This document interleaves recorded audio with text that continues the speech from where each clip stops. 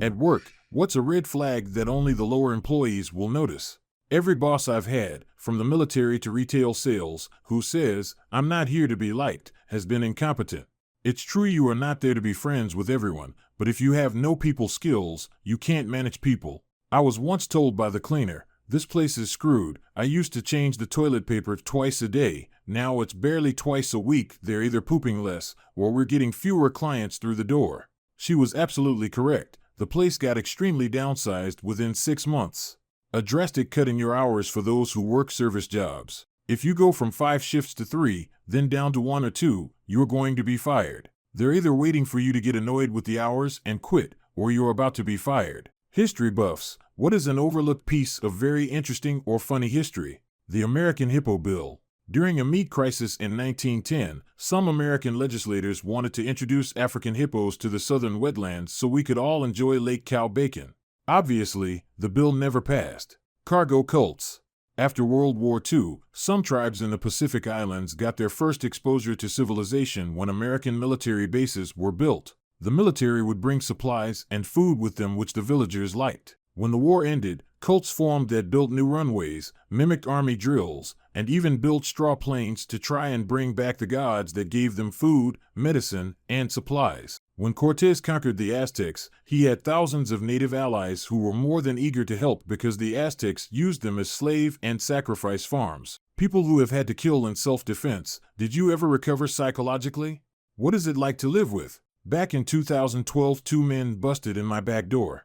It took them a few minutes as it was a metal door and frame with sturdy hinges and a lock. One of the guys was very tall and large. He was finally able to break it off the hinge with a crowbar. When I heard them start hammering on the door, I told my wife to call the police and lock herself and our baby behind 2 doors, and I went out into the hallway with a shotgun. I kept yelling at them to leave and that the cops were coming and that I was armed. They kept coming. I told that if I saw them in my house, I was going to kill them.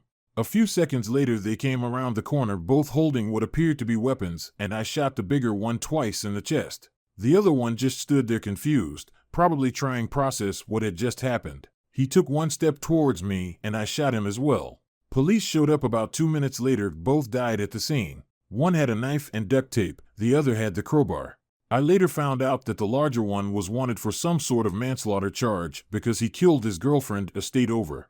I have 0 regrets about that night. They had multiple chances to leave, and I have no doubt that they would have hurt my family if I had not stopped them. People who have been in a coma, what news really shocked you when you woke up? I was in a motorcycle accident and was out for 3 weeks.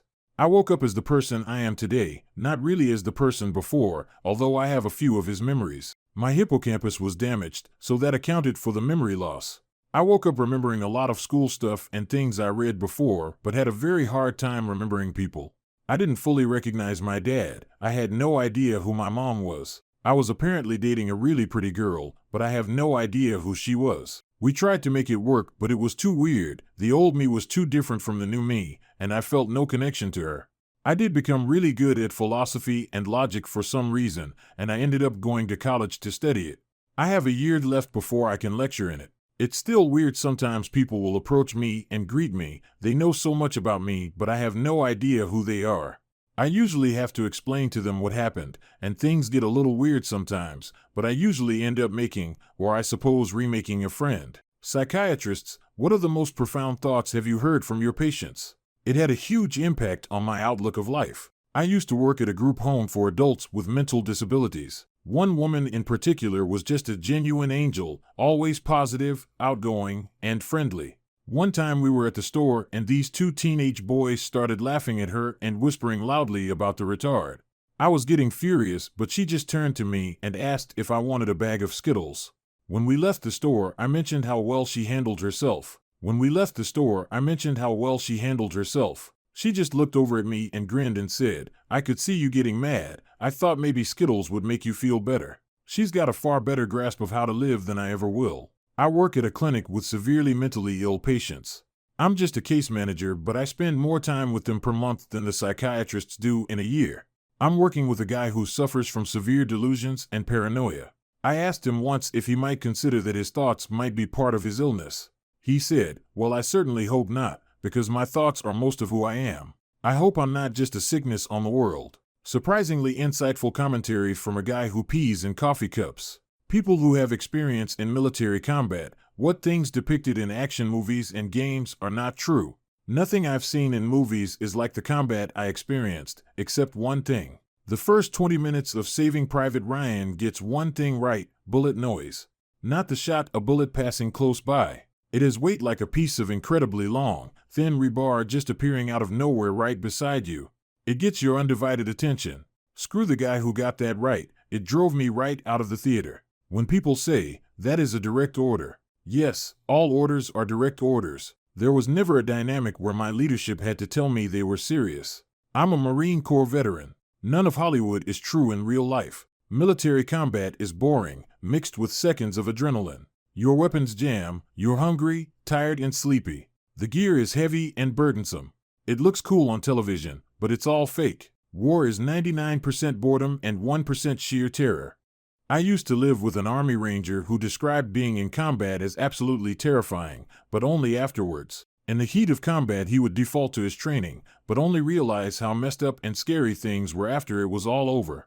What glitch in the system are you exploiting? In Norway, they legally can't put more than one parking ticket on your car, so I have been using the same ticket when parking since September. I took a picture of it and paid it. Now I just carry it in my car, and when I park outside my apartment I just put it in the windshield. Flipping failed recalled products. For example, when Apple does a recall for a logic board failure, I find systems with those symptoms on eBay for cheap, take them into the Apple store, and they'll repair it for free under warranty. I was told by a gas company that my apartment doesn't exist according to their records, and therefore they couldn't set up an account. Despite this, we've had gas in the apartment for the past 3 years. I regularly order online food at work. I get a Mediterranean salad, which normally it comes with chicken added. I deselect the chicken, saving $3, and so far I'm 5 out of 5 for them still putting it on there. What did you learn about a friend that made you instantly despise them? I was in a serious wreck and was hospitalized for a month when I was 19. During this time I had given my 27-year-old sister my bills and debit card so she could pay them since I was unable to, and my parents were already consumed with looking after me. She decided to help herself to about $1,000 of my hard-earned money that I'd saved up for college by working full-time. I was bedridden in a hospital and unaware of whether I'd walk again. She might still be my sister, but I definitely don't consider her my friend anymore.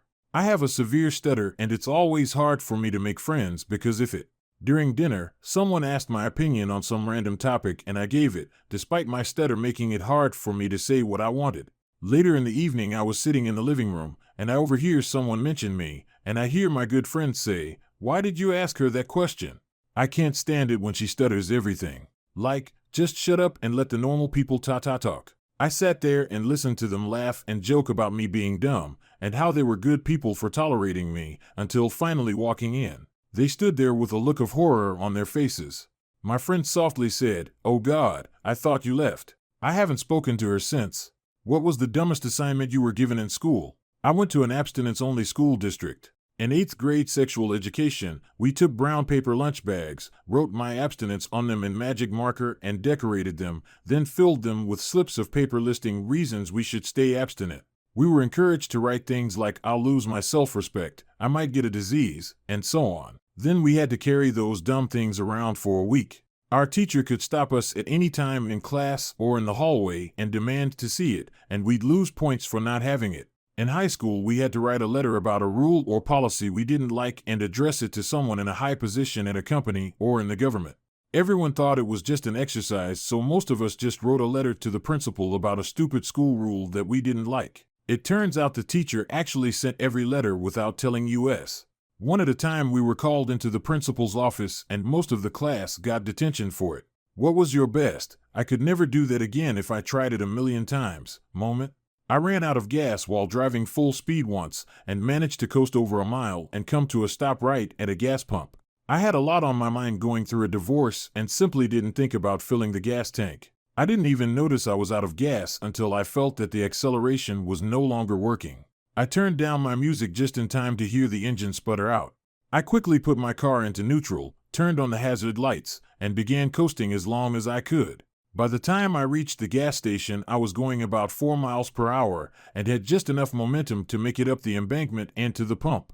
I didn't even brake until my gas cap was adjacent to the nozzle. In high school, I was talking to a friend walking in the hallway chewing gum. Gum flew out of my mouth accidentally. I panicked and kicked the gum right back into my mouth. My friend said it was gross to keep chewing the gum, but I said it was an act of God.